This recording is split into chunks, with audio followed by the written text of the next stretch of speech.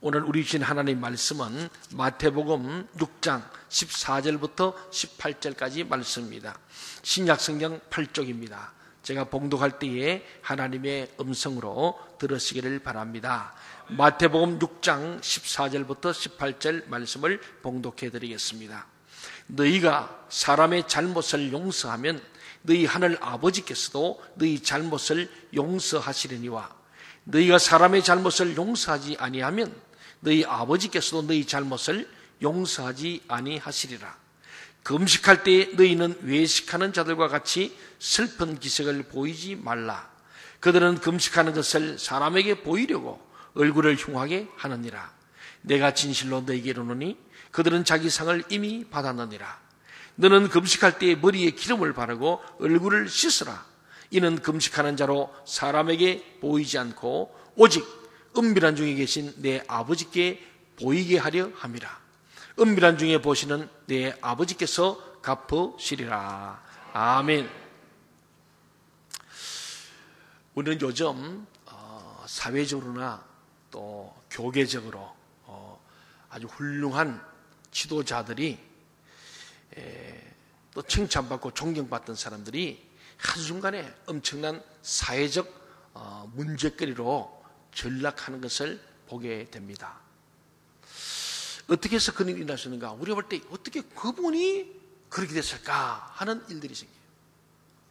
최근에 정치인들 중에도 또 검찰이나 또 법원에서도 가장 정의를 외치는 사람들, 심지어는 우리 영적인 우리 교계 지도자들까지도 한순간에 전락하면서 그냥 아주 사회적 지탄거리가 되는 경우가 드러들어 있습니다. 어떻게 그럴까? 여러 가지 원인이 있겠지만 그 중에 하나가 예수님이 말씀합니다. 그것은 이미 그 사람의 신앙이나 사람들이 평가하는 그 내용 자체가 뭐냐면은 사람에게 보이는 신앙이 되어버렸기 때문이다. 사람들에게는 겉으로 보기에는 괜찮은 사람으로 포장이 되어 있고 실제 내용은 아닐 수 있다. 그래서 주님께서는 기도나 구제에도 외식하지 말아라. 바리새인들 말하기를 바로 위선자고 이렇게 회치를 하얗게 깨끗이 한 무덤 같다. 그렇게 말하고 우리가 사람들이 보는 것은 부정확하다는 거예요. 굉장히 훌륭하고 존경받을 만한데 한순간에 무너져버리고 그런 일들을 보면서 우리가 큰 상처와 실망을 경험합니다. 오늘 우리는 하나님 앞에서 환자가 의사에게 진찰을 받을 때 자기 몸을 건강을 자랑한다면 그는 비정상입니다. 환자는 의사에게 와서 자세하게 자기 약한 부분, 병든 부분을 설명해야 고침을 받을 수 있습니다. 예수님은 우리의 경건이 그러해야 한다고 말씀하는 거예요. 오늘 본문에서 예수님께서 우리에게 말씀하시는 두 가지의 말씀입니다. 그 첫째는 다른 사람의 죄를 용서하는 것에 대해서 말씀하시고 두 번째는 금식에 대해서 얘기합니다. 오늘 먼저 첫 번째 다른 사람의 죄를 용서한다. 이 얘기를 먼저 우리가 함께 보는데 우리가 하나님께 기도하면서 가장 중요한 것이 뭔가 하면은 여러분은 복을 달라 그럽니다. 복 중에 복이 뭐냐? 시편 32편에 보면 다윗은 말합니다. 허물의 사함을 얻은 자가 가장 복이 있단 말합니다. 바꾸고 말하면은 예수님 때문에 죄 사함 받는 것이 기도 중에 기도요, 복 중에 복인 줄로 믿습니다. 우리는 교회 와서요, 나 같은 죄인이 예수님 때문에 십자가의 보혈의 능력으로 죄 사함 받는 것, 이게 최고의 복이고 그 복 하나로 더 이상 기대할 복이 없다는 사실을 알아야 할 줄 믿습니다. 그럴 때 우리는 항상 기뻐하고 범사에 감사해야 돼요. 왜? 나 같은 죄인이 아무리 물질을 가지고 건강을 가지고 출세했다 할지라도 내 죄 문제가 해결되면 나는 영원한 지옥으로 갈 수밖에 없는 망한 인생이에요. 그런데 우리가 가진 것도 없고 잘난 것도 없다 할지라도 내 죄를 용서받고 주님 앞에서 죄인이 의인될 수만 있다면 우리는 이 땅에서 어떠한 고난에 따라서 우리의 종착역은 하나님의 나라 천국과 영생이 있음을 믿습니다. 그래서 우리는 기도에서 가장 중요한 것은 죄 용서입니다. 이 죄 용서야말로 예수에는 없어요. 나의 죄를 씻기는 예수의 피밖에 없네. 우리의 죄를 씻기는 예수의 피밖에 없습니다. 이 땅에 이 죄 문제를 해결할 자는 예수에는 절대 없습니다. 석가모니도 모하메드도 그 누구도 우리 위해서 피 한 번 흘려주지 않을 뿐만 아니라 그 피를 아무리 쏟아부어도 그들도 우리가 같은 죄인이기 때문에 그들의 피값으로는 우리의 죄사함이 없습니다. 오직 죄 없으신 하나님이 인간에 오신 성육신하신 예수 그리스도의 십자가의 피만이 우리의 죄를 용서하는 줄로 믿습니다. 그래서 이 죄 용서야말로 최고의 복이고 아주 유일한 복이 바로 죄 용서입니다. 만일 우리가 하나님께 죄를 용서받지 못한다면 우리는 하나님께 얻을 게 없어요. 그래서 우리는 교회에 와서는요, 이미 죄 용서의 최고의 복을 받았기 때문에 더 이상 복 받고 은혜 받으려 하지 마세요. 이미 죄 용서를 통해서 복 중에 복을 받고 모든 복을 다 받은 거예요. 은혜를 다 받은 거예요. 그래서 우리 찬송기도 아까 가브리엘 차이 하나님의 은혜로 이 쓸데없는 자 왜 구속하여 주는지 나는 알 수 없다. 이 구속이 뭡니까? 예수의 피로 죄사함을 얻는 것이 구속입니다. 죄속함을 받아서 영원한 나락에서 구해지는 것, 이 구속입니다. 죄속잠을 받음으로 구원받는 게 구속이란 말이 아니겠어요?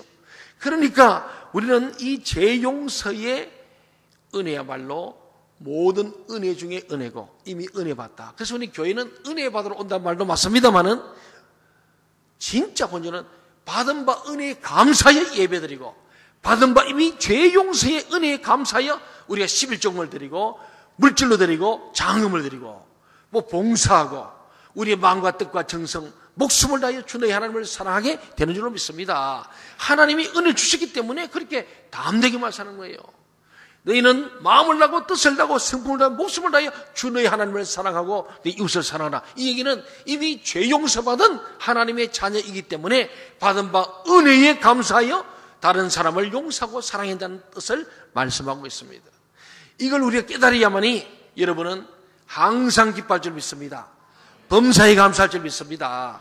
아파도 감사하고 망해도 감사할 수 있는 거예요. 그게 진짜 믿음이에요.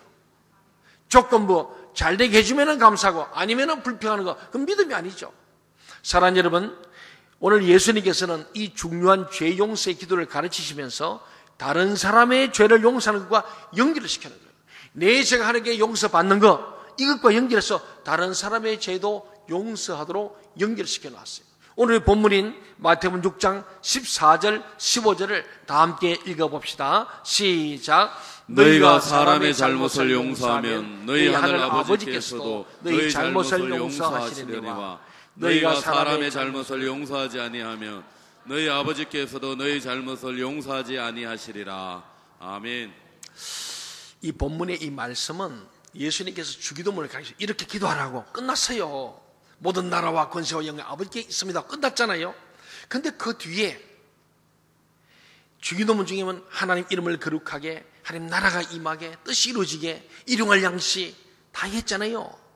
그런데 주기도문이 끝난 뒤에 소위 특별한 각주, 우리가 논문을 쓰거나 좀 학문지 쳤을 때는 그게 설명이 필요한 밑에다가 풋노트를 해서 각주를 답니다. 또 논증이 있다는 것을 설명해요. 본문에 쓰기는 좀 곤란하지만은 그 밑에 설명합니다. 오늘 예수님의 주기도의 특주가 바로 오늘 이 본문 14절 15절 말씀이에요. 이 놀라운 말씀이죠. 이 말씀은 결국 왜 예수님께서 다른 거 다 두고 주기도문 중에서 죄 용서에 대해서만 다시 각주를 들어서 더 자세하게 디테일하게 설명했을까? 그래서 그만큼 중요하다는 거예요. 우리가 하나님께 죄 용서 받는 게 제일 중요하고 우리가 다른 사람을 용서하는 게 그만큼 중요하다는 거예요. 이것이 경건의 삶의 핵심이라는 거예요. 경건, 하나님의 자녀가 살아가는 모습이 하나님을 경외하고 이 땅에서 건강하게 사는 게 경건입니다. 이 경건, 세속에 물들지 않고 하나님을 경외하게 사는 이 경건인데 경건의 핵심이 뭐냐? 죄 용서라는 거예요. 내가 하나님께 죄 용서 받는 동시에 다른 사람을 용서하는 것이 경건이라는 거죠. 우리는 내 죄 용서 받는 데 참 민감해요. 그래서 죄 지으면 주님께 회개하고 잘합니다. 하는데 중요한 것은 다른 사람의 죄에 대해서는 용서하지 않는 무관심이 있기 때문에 오늘 예수님께서 특별히 주기도문 각주 특별 주석으로 달아주신 겁니다. 이것 때문에 하나님의 은혜를 제대로 누리지 못하는 경우가 많다는 것을 깨닫게 하라. 하나님 앞에 내가 죄 용서 받았는데 다른 사람 관계가 풀리지 않았기 때문에 하나님 앞에 받은 바 죄 용서의 기쁨과 사죄의 은총을 누리지 못하고 사는 사람이 너무나 많아. 예수는 믿는데 우울합니다. 불면증에 걸렸습니다. 분노가 있습니다. 미움이 있습니다. 모든 사람과 평화를 못 누리고 끼리끼리만 살아갑니다. 여러분, 우리가 하나님 앞에 다른 사람의 잘못을 용서하는 주님의 이 마음을 우리가 품음으로 주기도문 중에서도 우리가 우리에게 죄 지은 자를 사하여 준 같이 우리의 죄를 사하여 주옵시고, 이 주기도문의 본문에 대한 각주가 바로 오늘 14절 15절 말씀으로 다시 한 번 더 자세하게 설명이 되어 있는 사실은 우리가 또 명심해야 돼요. 한번 옆 사람 인사 한번 합시다. 다른 사람을 용서합시다. 우리가 미고 사축을 지금 하고 있는데 미안합니다, 고맙습니다, 참 중요해요. 내가 잘못하면 미안합니다 하고 죄를 고백하고, 또 그럴 때 사람은 참 당신이 그렇게 해서 참 고맙습니다 하고 서로가 미안하고 고맙고, 그걸 넘어서 사랑합니다, 축복합니다 나갈 수 있는 길목에 뭐가 있냐면은 미안합니다, 잘못을 인정하고 용서를 구하고, 또 그것을 관용으로 고맙습니다 하고 풀어내고. 저희들이 아이들이 자랄 때도 아이들이 초등학교 들어가기 전에 우리 두 아들이 많이 싸웠어요. 그래서 제가 딱 가면 제가 재판을 하죠. 그래가지고 딱 들어봅니다. 왜 그랬냐? 뭐 동생이 어쩌저고 형아가 어쩌고저쩌고 그래요. 다 들어보고 그러면은 들어보니까 이러니까 서로 잘못했구나. 그러니까 너는 형한테 형아 미안해 그래. 그리고 형아는 괜찮아 해. 그래 둘이가 이제 끌어안게 만들어요. 이렇게 흑역을 시켜놓고 그럼 먼저 잘못한 보고 미안해 이렇게 해요. 그럼 또 잘한 녀석이 좀 용서한다고 괜찮아 그걸 했어요. 그러니까 미안해 형아 하고는 괜찮아 하고 들고 그래요. 그래서 제가 둘이 이렇게 붙들고 기도해 주면 너무 좋은 거예요. 그럼 또 아무 일 없는 것이 애들은 또 그냥 아주 잘 지내요. 사실은 그거죠. 오늘 미안합니다, 고맙습니다, 괜찮아요. 이미 나는 당신이 나에게 상처를 주죠, 나는 용서해버리기 때문에 괜찮아요. 이것이 우리에게 있을 때만이 주님의 가르치신 기도가 유효하다는 거예요. 예수님이 주기도의 다른 부분에 대해서는 해설하지 않으면서 죄 용서에 대해서만 특별히 각주를 붙여서 설명하신 이유가 무엇인가? 이 부분이 그만큼 중요하고 우리의 경건의 결정 역할을 하기 때문에 이걸 이렇게 강조하셨다는 겁니다. 그렇습니다. 정말 우리는 하나님께 죄 용서받는 민감하지만 다른 사람의 죄 용서는 무관심하다는 것이 오늘 우리의 모습. 나 문제는 해결하고 싶은데 남의 문제 해결 안 하는 거예요. 그래서 예수 믿으면서도 같은 교회를 다니면서도 서로 관계가 단절되고 친밀하지 못한, 그래서 은혜를 누리지 못하고 기쁨이 없고 감사가 없고, 그렇게 예배를 드려도 은혜가 통하지 않는 게 막혀버렸어요. 그래서 제가 그러잖아요, 은혜의 통로가 막혔다고. 다시 말해서 내 죄가 하나님 앞에서 용서받은 증거가 바로 다른 사람의 허물에 대해서 관대하게 될 때에 내 죄 사함이 확인되는 거예요. 내가 진정으로 내 죄에 대해서 안다면 다른 사람의 잘못에 대해서 가혹한 처분을 바라지 않게 됩니다. 왜냐하면 저 사람이 저 정도의 죄 때문에 저는 처분을 받아야 한다면 나는 내가 지은 죄에 대해서 얼마나 많은 벌을 받아야 하는가 계산이 되기 때문에 관대하게 되는 거예요. 저도 그런 경험이 많습니다. 나를 생각하고 그 사람 죄만 보면 이야 이건 정말 나쁜 사람이네. 저는 엄벌에 처단되어 있다. 저 가만두만다.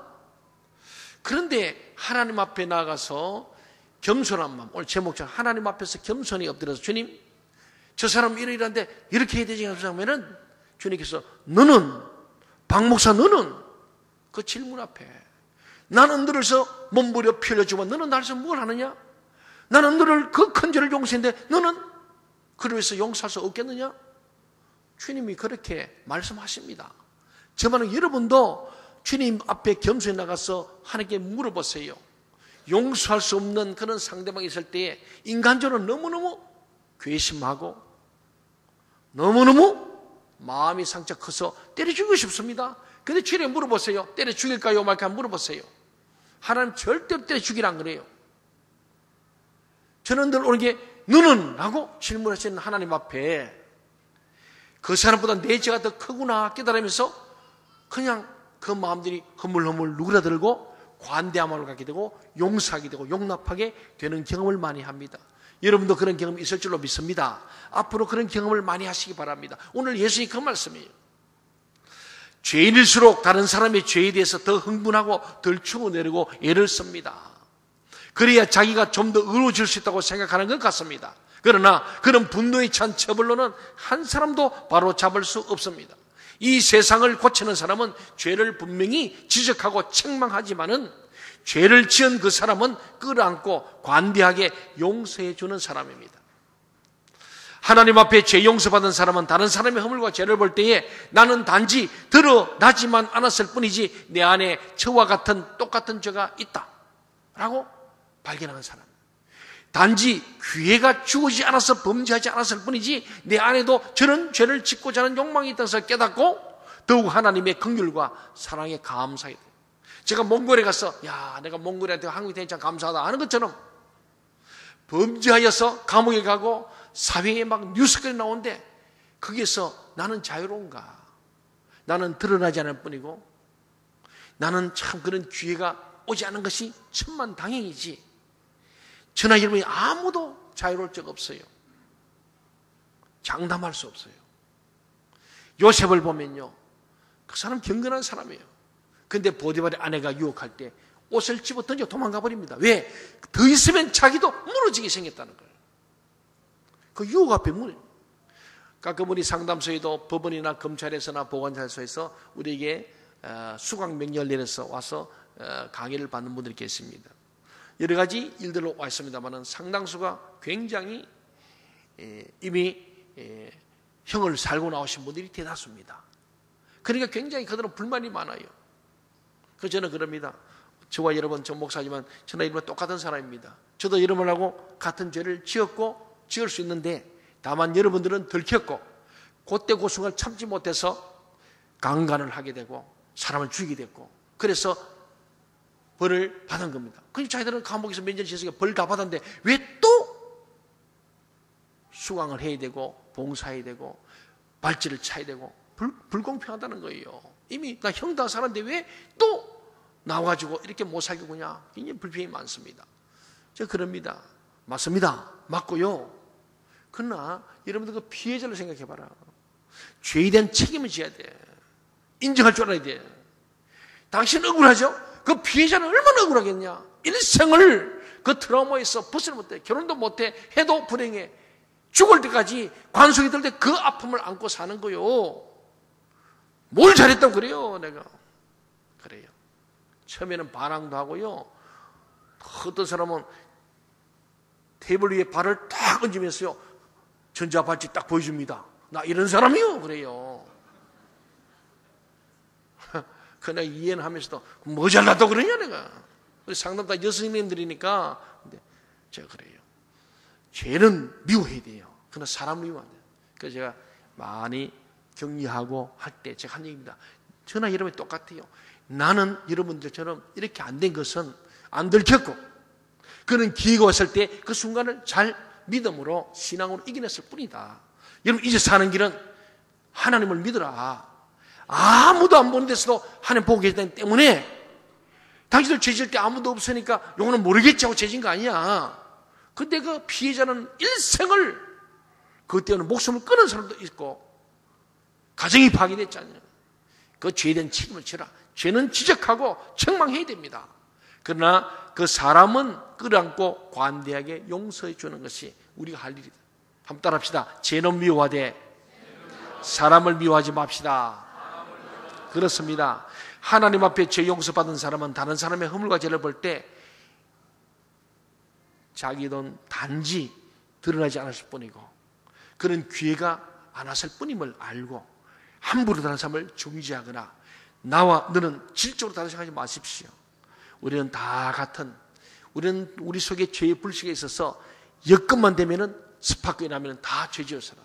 저도 자유롭지 않고 여러분 다 자유롭지 않습니다. 동의하십니까? 예, 점잖은 척 하지 마시고 인정해야 돼요. 누구든지 그 죄에서 자랄 수 없어요. 그래서 우리 하나님 앞에 감사한 거예요. 하나님, 내가 그런 죄질을 기회 왔을 때 하나님의 은혜로 그 죄를 범치는 것이 너무 감사했어. 하나님의 긍휼과 사랑 앞에 또 한 번 감사하게 되는 거예요. 그래서 진정으로 하나님과의 관계가 회복된 사람의 특징은 다른 사람의 허물에서 관대하다는 거예요. 누구 좀 잘못한 건 막 때려 죽인다는 사람이 있죠. 어쩌면 자기 죄를 감추려는 의도일 수 있다는 것이 심리학자들의 이야기입니다. 두 번째로 다른 사람의 이 잘못을 용서한다는 게 뭐냐? 구체적으로 보면요, 다른 사람이 나에게 저지른 잘못을 반복적으로 생각하지 않는 거예요. 우리말로 뒤끝이 있으면 별로 안 좋다는 거예요. 제 아내 가끔 아이고 당신도 뒤끝이 있네, 근데 있다 그러는데 그 뒤끝이 없어진다는 거예요. 이 반복적으로 자꾸 생각하니까 잊을만은 또 생각나. 그럼 또 화가 나고 분노가 나는 거예요. 그래서 우리는 그 사람이 그 죄값을 치르지 않았지만 이미 하나님께서 다른 방법과 통로로 나에게 갚았다는 것을 생각하는 것이 참 중요합니다. 그러므로 내 마음의 장부에 그 부분에 대해서 완납이라고 적어야 합니다. 이렇게 마음속으로 장부 정리를 하지 않으면 그 사람을 볼 때마다 그 생각나서 서로 불편할 겁니다. 여러분, 셀에서나 교인 관계에서도 마찬가지고 직장에서나 가정에서 마찬가지입니다. 또 집안 식구들 간에 형제 간에도 마찬가지입니다. 이것을 내 마음의 장부에 완전히 완납으로 해서 빨간 줄 꺾고 지워버리십시오. 그래야 내가 사는 거예요. 앞으로 전진할 수 있습니다. 하나님께서 우리의 잘못을 용서하시면서 우리에게 원하시는 것은 사람들 사이에 작은 이해관계나 자존심 등으로 막혀 있는 관계를 시원하게 뚫어버리는 것입니다. 물이 바다를 덮는 것처럼 사람들 사이에 묵은 감정이나 시시콜콜한 옛날 이야기 등으로 막혀있는 것들을 모두 부숴버려서 사랑의 강물이 온 천지를 휩쓸기를 바라시는 것이 하나님 아버지의 마음이에요. 그래서 우리에게 늘 죄 용서를 선포하시고, 우리에게 정말로 하나님께 너희가 지롱같이 붉을지라도 양털같이 희게 하겠다는 주님의 죄사함의 선포가 계속 이 성경에 울려 퍼지는 이유가 거기 있습니다. 사랑하는 여러분, 그렇습니다. 우리가 다른 사람의 잘못을 지적해 준다고 해서 바로 될 사람은 거의 없습니다. 저도요 많이 지적해 봤는데 애들도 그러고 어른도 그러고 잘 안 돼요. 지적한다고 되는 게 아닙니다. 제가 많이 지적했잖아요. 막 잘못하면 막 그렇게 제가 지적하고 여러분들에게 죄를 많이 했는데 안 변해요. 저 말씀을 가만히 보니까 예수님께서는 죄에 대해서 의사만은 분명히 하면 된다는 거예요.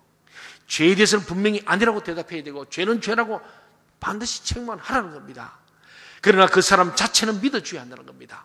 그래서 우리는 나의 죄만 용서해달라고 기도할 것이 아니라 다른 사람이 나에게 잘못한 것들, 그리고 그 마음속에 섭섭하게 생각하고 있고 오해하고 있는 것들을 그 사람이 요구하기도 전에 용서하는 기도를 구체적으로 해야 합니다. 그럴 때 우리에게 그 용서의 기쁨과 확신이 임하게 됩니다. 하나님의 용서의 기쁨, 죄사함의 기쁨이 오는데, 내가 아무리 죄를 회개했다 할지라도 내가 다른 사람을 용서하면은 그래서 막혀 있는 거예요. 뻥 뚫리지 못하는 거예요. 그래서 우울한 겁니다. 나는 하나님께 회개하고 열심히 했는데 결국 다른 사람의 관계가 풀지 않으니까 교회 와도 얼굴이 밝지 않습니다. 또 그 인간 만날까 봐 불편한 거예요. 여러분이 오늘 이 시간 한번 따라해 봅시다. 나부터, 지금부터, 여기서부터 풀어내자. 오늘 예배 드리고 나면은 그게 돼야 돼요. 그래 예배 드린 효과가 있는데, 예배 드리고 올 때도 우중충하고 나갈 때 우중충하고. 왜? 결국은 하나님께서 말씀하시는 말씀대로 순종하지 않는 거예요. 너희가 죄를 용서받으려면 다른 사람이 죄도 용서해라. 그렇게 네 죄도 용서받고 진짜 깨끗하게 뻥 뚫리게 된다는 겁니다. 사랑하는 여러분, 참 쉽지 않습니다. 저도 마찬가지. 미운 놈 미운 거예요. 용서가 어려워요. 그런데 결국은 하나님의 용서를 구체적으로 해본다면 결국은 내가 사는 것이고 내게 하나님의 용서와 사죄의 기쁨이 임하는 것을 경험하게 됩니다. 그때만이 사는 거예요. 여러분이 그렇게 되길 바랍니다. 나를 괴롭히는 남편 용서 힘들어. 나를 괴롭히는 아버지 용서 힘들어. 그런데 결국 그 사람을 위한 것이 아니고 나를 위해서 용서한다니까요. 하면 잘 안 하잖아요. 여러분이 잘 안 하려고 하는 거예요. 근데 주님은 그 말씀이에요. 주기도 먹었는데 가장 키가 뭐냐면 용서라는 이 최고의 명약을 너희들이 먹으라. 그래야 너가 살고 나도 살고 모두가 살고 하나님 이름이 거룩하게 되고 하나님 뜻이 이루어지고 하나님 나라가 이루어진다. 그때 이루어갈 양식이 있고 너희 악에 빠지지 않겠다. 그런 말씀이에요. 그래서 용서를 다시 한번 탁 삭주를 넣은 것도 있습니다. 여러분에게 하나님 앞에 겸손한 마음으로 다른 사람의 죄를 지적하기 전에 나의 죄를 보면서 다른 사람을 관대하게 할 수 있는 용서의 마음이 넘치기를 주 이름으로 간절히 소망합니다. 두 번째가 금식하는 태도죠. 16절 말씀을 같이 한번 읽어보겠습니다. 16절 시작. 금식할 때 너희는 예식하는 자들과 같이 슬픈 기색을 보이지 말라. 그들은 금식하는 것을 사람에게 보이려고 얼굴을 흉하게 하느니라. 내가 진실로 너희에게 이르노니 그들은 자기 상을 이미 받았느니라. 예. 여기서 예수님이 지적하시는 것은 잘못된 동기로 금식하는 겁니다. 이 당시 사람들은 금식할 때 자기 금식하는 사람을 다 알게 했습니다. 어떻게 하냐면 말로 한 게 아니고 금식하는 옷이 있어. 입고 다니는 거야. 그리고 저 금식을 다 알아요. 근데 얼굴에 또 젤을 뿌리고 다녀. 이게 얼굴에 페인팅 하듯이 말이죠. 탁 표를 내는. 그래서 사람들이 금식을 다 압니다. 예수님이 그러지 말라는 거예요. 신앙은 우리 몸과 마음이 하나님의 뜻대로 사용되는 것이고 철저히 삶 가운데 이루어지는 거예요. 우리가 이해할 수 없는 그런 신비의 세계가 아니라 너무 신비 좋아하면 안 됩니다. 신비주의가 되면 안 됩니다. 성령님이 우리로 하여금 몸을 움직이고 혀를 움직여서 다른 사람을 축복하게 하시고 다른 사람을 사랑하게 하십니다. 다른 게 아니라 이게 기적이고 신비예요. 용서하는 사람을 용서하는 거. 세상 사람들은 절대로 용서 안 해. 그런데 우리 예수 믿는 우리가 용서하면서 용서하는 그것이 사랑하고 축복하는 거, 미고 사축을 하는 거, 이게 기적이고 신비입니다.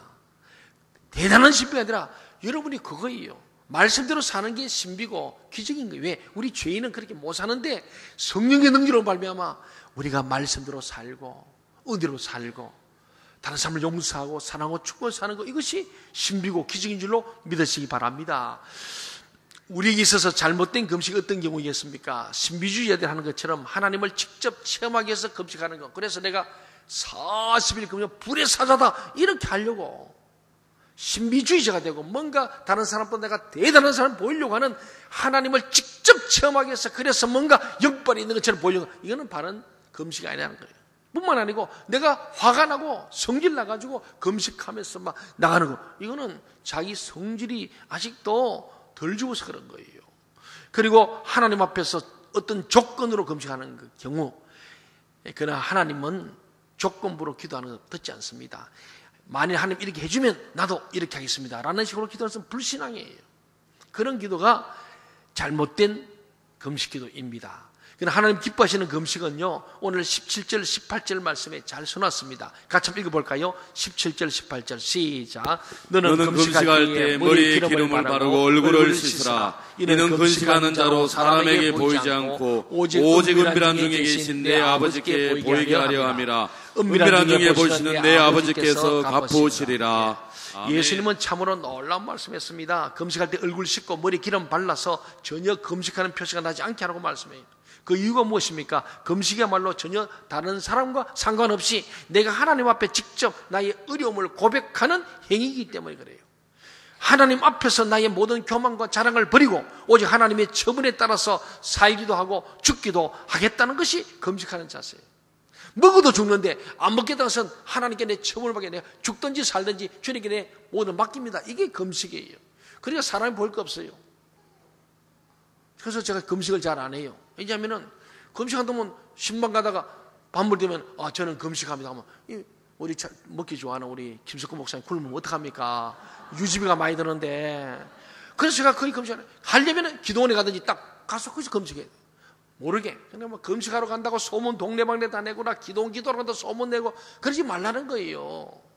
사람들 보이려고 하지 말고 정말로 금식은 조용히 하는 거예요. 조용히 하는 거예요.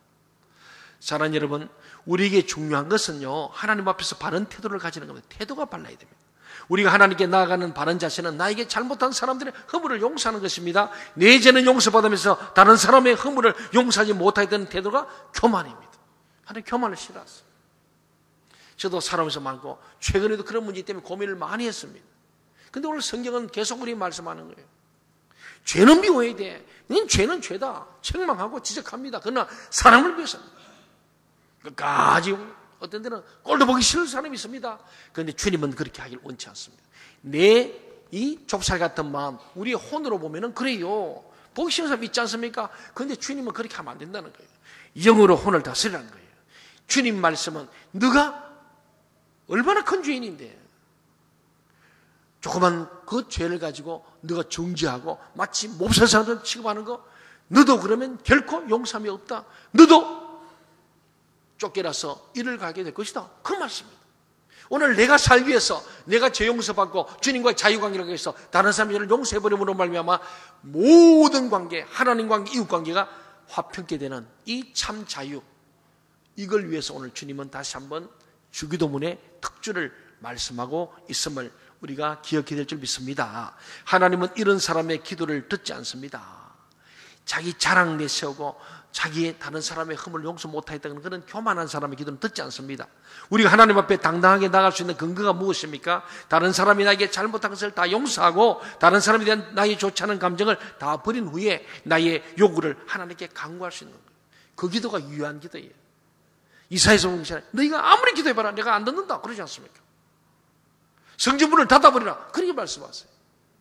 왜? 이 문제예요. 오늘 우리 예수 믿는 저와 여러분이 진짜 하나님의 겸손한 마음으로 다른 사람의 죄에 대해서 관대할 수 있는, 그런 죄를 덮으는 거 아니에요. 죄는 죄입니다. 그러나 그 죄를, 그 사람도 어쩔 수 없이 죄를 범했다면 나도 그런 죄를 범할 수 있는 사람을 알고 내가 그 죄를 안 범한 것에서 감사하고 하나님 은혜의 긍휼에 감사할 뿐만 아니고 다른 사람을 관대한 마음으로 용납하는 것이 오늘 중요하다. 그럴 때에 우리 기도가 유효하고 우리 예배가 유효하고 우리 신앙생활이 유효하고 하나님과 우리 관계가 뚫려질 줄로 믿습니다. 그게 복받는 길이라는 겁니다. 그리고 금식은 아주 귀한데 내 자신을 하나님 앞에 죽은 자로 드리는 것이 금식이다. 하나님께 귀한 복을 받는 비결은 철저하게 나 자신에 있습니다. 겸손입니다. 나의 감정이나 나의 생각을 다 버리고 오직 하나님 앞에 내 자신의 모습을 그대로 내 보이는 것만이 하나님의 은혜와 축복으로 채워질 수 있는 유일한 길입니다. 여러분, 범죄한 자는요, 예, 제가 죄를 범하였습니다. 인정하십시오. 내가 잘못했습니다. 인정하시라. 변명하시면 안 된다.